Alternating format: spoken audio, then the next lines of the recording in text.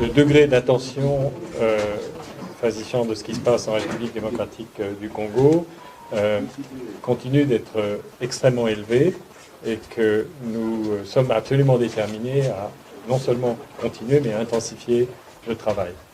Il y a, je crois, une situation qui est préoccupante, notamment au Nord Kivu, notamment à Goma. Nous avons parlé avec monsieur le gouverneur du travail en commun, notamment de la coordination avec les FARDC, de la nécessaire coordination aussi avec les autres acteurs, notamment la force de la SADC qui est en cours de déploiement, et souligner le fait que cette coordination était plus importante que jamais, d'autant plus que nous sommes engagés dans des opérations, notamment celles visant à protéger la région de Goma, avec un déploiement, un dispositif très important qui est sur place, qui est encore une fois un dispositif conjoint avec les FARDC.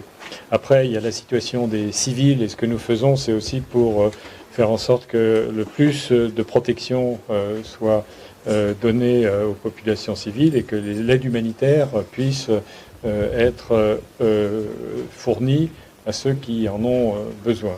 Alors, certes, il y a un plan de désengagement qui a été négocié avec les autorités congolaises. Je rappelle que le désengagement de la MONUSCO est une demande des autorités congolaises.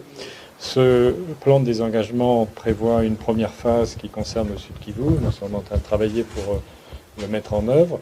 Il y a des responsabilités de part et d'autre, puisque au fur et à mesure que nous allons nous désengager, le plan prévoit que se redéploient les forces armées congolaises.